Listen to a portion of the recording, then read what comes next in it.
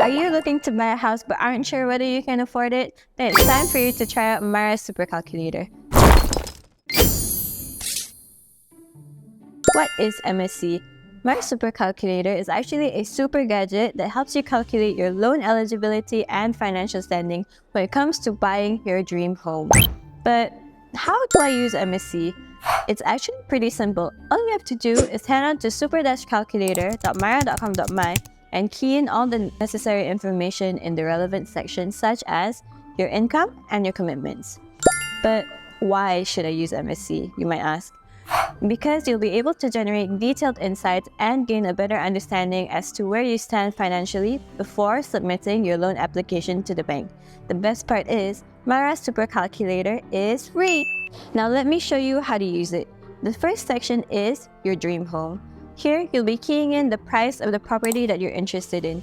But remember to key in the SPA price and not the advertised price. If you're not sure, then you can check on this with your property consultants or agent, or you could also key in an average price of 500,000 ringgit. Just a little note, we've also included tooltips that you can click on just to help you understand each section a little bit better. On top of the SPA price, you should also add in any discounts that you might be eligible for that's offered by either the government or the property developer. For example, I would be entitled to a 10% Bumi discount, and perhaps the property that I'm interested in also has a 7% early bird discount. So after I add in all these discounts, it adds up to a property net price of 418,500 ringgit. The property net price is essentially the amount that you will be paying for. And you can see on the screen the total amount that you have saved after applying all of these discounts. Next, we have your monthly installment. So in this section, we'll be figuring out how much you'll be paying for on a monthly basis. As you can see on the left side, your property net price amount has been carried over to this section. First, we'll be keying in your loan margin amount. Your loan margin refers to the percentage amount of your property price that will be covered by your loan amount. So if you're a first or second time homebuyer, your loan amount should cover up to 90% of your house price. Whereas if you're a third time homebuyer, then your loan amount should cover up to 70 to 80% of your house price. For me, I'm a first time homebuyer, so I will be keying in 90% for this section. Next, let's look at the loan term. So your loan term refers to the duration that you will be making your loan repayment for.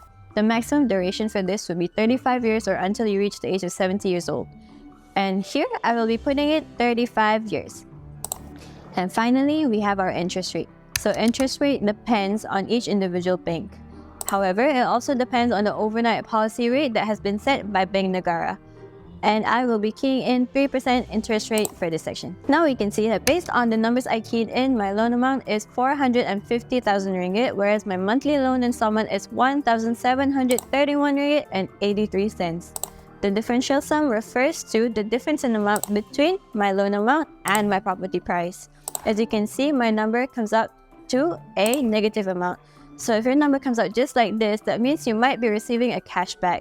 Whereas if your number comes out to a positive amount, that would refer to the difference in payment amount that you would need to make to cover the costs. Moving on, the next section is hidden costs. So this would refer to the additional payments that you would make when it comes to buying a house. It would be your legal fees and your stamp duty. So in this section, you want to tick off the boxes that you want to exclude from your total cost.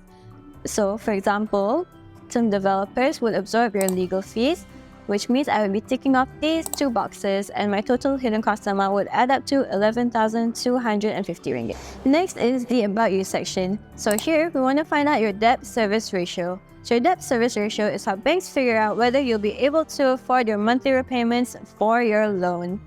All you need to do is key in your income along with your current monthly commitments. And then you'll be able to see your current commitments along with your current DSR.